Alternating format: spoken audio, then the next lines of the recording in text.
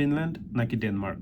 As a student হিসাবে বাংলাদেশি স্টুডেন্টসদের আসলে ভালো একটা ডেস্টিনেশন কোনটা হইতে পারে এই ২ টা দেশের মধ্যে? আজকের ভিডিওতে আমি ওই জিনিসগুলাই আলোচনা করব।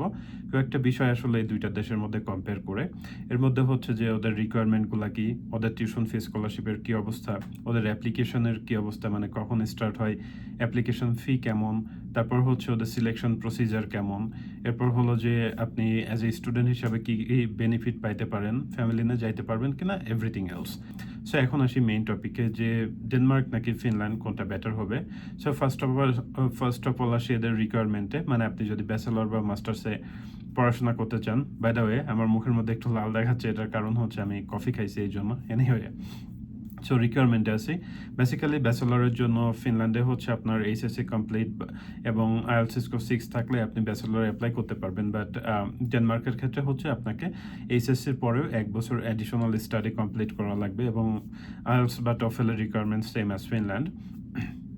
এরপর হচ্ছে মাস্টার্সে আসলে সেম ২ দেশেই আপনার মিনিমাম ব্যাচেলর কমপ্লিট থাকতে হবে এবং এরপরে হচ্ছে যে আপনার ওই যে আইএলটিএস স্কোর, টোফেল আর পিটিই, এটার পাশাপাশি অন্যান্য যে requirement like LOR, CV, motivation letter, এইগুলা ২ টা দেশের ক্ষেত্রেই সেম। বাট ফিনল্যান্ডের সাথে ডেনমার্কের একটা বেসিক ডিফারেন্স হচ্ছে যে ফিনল্যান্ডে আপনি বাংলাদেশে একটা মাস্টার্স করে ফিনল্যান্ডের সেকেন্ড মাস্টার্সের জন্য অ্যাপ্লিকেশন করতে পারেন এবং এই ফার্স্ট মাস্টার্সের ইনফরমেশন প্রোভাইড করলেও এটা আপনার ওভারঅল অ্যাডমিশনের উপর কোনো নেগেটিভ ইম্প্যাক্ট ফেলে না।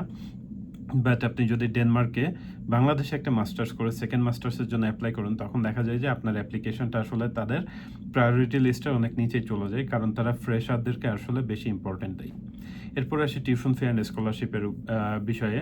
সো টিউশন ফি আসলে ফিনল্যান্ড এবং ডেনমার্ক ২ টা দেশেই মোরলেস সেম, আপনার ইউনিভার্সিটি ওয়াইজ ভ্যারি করে। সেটা ৮-১০ হাজার ইউরো থেকে শুরু করে ১৫-২০ হাজার ইউরো পর্যন্ত হইতে পারে পার ইয়ার। এটা বোথ ফিনল্যান্ড অ্যান্ড ডেনমার্কে। এবং স্কলারশিপের এখানে আসলে হিউজ একটা ভ্যারিয়েশন। আগে যেটা ছিল ফিনল্যান্ডে, আমি যখন গেছিলাম ২০২২-এর দিকে, তখন ছিল যে তারা ফিনল্যান্ড গভর্নমেন্ট স্কলারশিপ দিত, যেটা হচ্ছে আপনাকে টিউশন ফি কভার করবে এবং লিভিংয়ের জন্য 5,000 ইউরো দিবে, ২ বছরে 10,000 ইউরো। বাট এরপরে যেটা হলো ওটা উঠাই দিয়ে তারা শুধুমাত্র 100% স্কলারশিপ রাখছিল, 50% স্কলারশিপ এরকম। বাট এখন মানে রাইট নাও যে সিচুয়েশন ওদের ফিনল্যান্ডে আর কি, সেটা হচ্ছে শুধুমাত্র ইউনিভার্সিটি অফ হেলসিঙ্কি, এরপর হচ্ছে আপনার আলতো ইউনিভার্সিটি অফ ইস্টার্ন ফিনল্যান্ড, এরা হচ্ছে 100% অ্যান্ড 50% পর্যন্ত টিউশন ফি ওয়েবার স্কলারশিপ দিয়ে থাকে। বাট এটার নাম্বার হচ্ছে খুবই কম। In most of the cases তারা 50% স্কলারশিপ দিচ্ছে এবং অন্যান্য যে রিসার্চ ইউনিভার্সিটিগুলো আছে ওরা হচ্ছে আপনার ফার্স্ট ইয়ারে দেখা যাচ্ছে তেমন কোনো স্কলারশিপ দিচ্ছে না, বাট সেকেন্ড ইয়ারে আপনার প্রোগ্রেস যদি ভালো থাকে তাহলে হচ্ছে তারা আপনাকে 20 বা 30% মতো টিউশন ফি এবার স্কলারশিপ দিচ্ছে, তাও শুধুমাত্র 1 বছরের জন্য। সো ফিনল্যান্ডে ওভারঅল স্কলারশিপের অবস্থা খুবই খারাপ। আর ডেনমার্কে যদি আসি, তাহলে আমি গত ভিডিওতেই বলছিলাম যে ওদের ডেনিশ গভর্নমেন্ট স্কলারশিপ আছে, যেটার আন্ডারে আপনি ওভারঅল টিউশন ফি কভার হবে, প্লাস তারা লিভিংয়ের জন্য আপনাকে 2 বছর হচ্ছে ফাইন্যান্সিয়াল বেনিফিট প্রোভাইড করবে, যেটা ফিনল্যান্ডে নাই। সো স্কলারশিপের বিষয়টা বিবেচনা করলে আসলে ডেনমার্কের সুযোগটা অনেক ভালো। সো আপনার যদি প্রোফাইলটা ভালো থাকে, অবভিয়াসলি এটা একটা ভালো অপশন যে আপনি ডেনমার্কে অ্যাপ্লিকেশন করতে পারেন।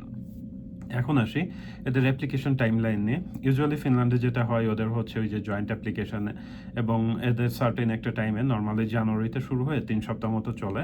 বাট ডেনমার্কে এরকম না, এদের ইউনিভার্সিটি ওয়াইজ ভ্যারি করে আসলে।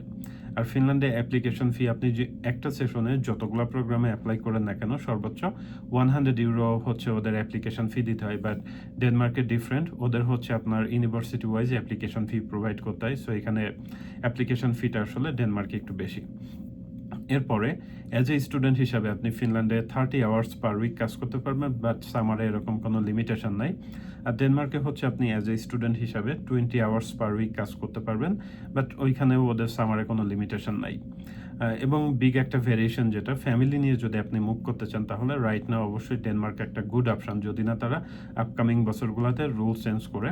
অর্থাৎ স্টিল যে রুল আছে সেই রুল অনুযায়ী মেইন অ্যাপ্লিকেন্ট তাদের ফ্যামিলি নিয়ে একসাথে ডেনমার্কে ফ্লাই করতে পারবে। বাট ফিনল্যান্ডের ক্ষেত্রে স্টিল এই বছর ফ্যামিলি নিয়ে মুভ করতে পারবে, বাট আগামী বছর থেকে যেটা হতে যাচ্ছে যে মেইন অ্যাপ্লিকেন্ট আগে ফিনল্যান্ডে চলে যাবে, যাওয়ার 1 বছর পরে হচ্ছে ফ্যামিলি মেম্বার্স যারা থাকবে তারা হচ্ছে রেসিডেন্স পারমিটের জন্য অ্যাপ্লিকেশন করে ফিনল্যান্ডে যাইতে পারবে। সো এটা একটা বিগ ডিফারেন্স।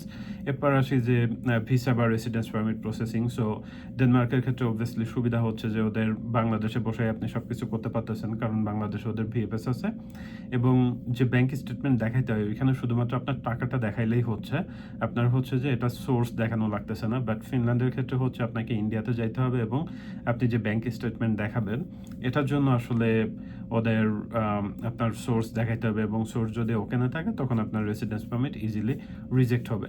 সো এই ছিল মোটামুটি ফিনল্যান্ড এবং ডেনমার্ক নিয়ে বেসিক কিছু কম্পারিজন। আমি এদের পিআর প্রসিজার নিয়ে আলোচনা করলাম না, কারণ আমি একটা ভিডিওতে ডেনমার্ক এবং ফিনল্যান্ডের পিআর নিয়ে আলোচনা করছিলাম। আপনারা চাইলে ভিডিওটা দেখে নিতে পারেন। আমি হচ্ছে এই ভিডিও ডেসক্রিপশন বক্সে ওই আগের ভিডিওটার লিঙ্ক অ্যাড করে দেবো। সো বাট আরেকটা বিষয়ও আমি স্কিপ করে গেছি, পার্ট টাইম জব। অবভিয়াসলি এটা শুধুমাত্র ফিনল্যান্ড ডেনমার্ক না, আপনি ইউরোপের যে দেশেই যান না কেন মোরাললেস হচ্ছে আপনাকে স্ট্রাগল করতেই হবে পার্ট টাইম জব নিয়ে। বাট আমার কাছে যেটা মনে হয় যে ফিনল্যান্ডের চেয়ে ডেনমার্কে একটু বেটার, যেহেতু ফিনল্যান্ডের ইকোনমি ছোট এবং বিগত বছরগুলোতে আসলে প্রচুর স্টুডেন্ট ঢুকছে ফিনল্যান্ডে, সেই অনুযায়ী স্লাইটলি আমি বলবো যে ডেনমার্ক স্টিল বেটার। সো এই ছিল মোটামুটি দুইটা দেশের মধ্যে কম্প্যারিজন। সব কিছু মিলায়ে আমি আসলে কোনো অপিনিয়ন দিব না যে কোন দেশ বেটার, বাট আপনাকে আসলে ডিসাইড করতে হবে যে আপনার প্রোফাইল বা ব্যাকগ্রাউন্ড বা আপনার রিকোয়ারমেন্টের সাথে আসলে কোন দেশটা যাচ্ছে, ফিনল্যান্ড নাকি ডেনমার্ক।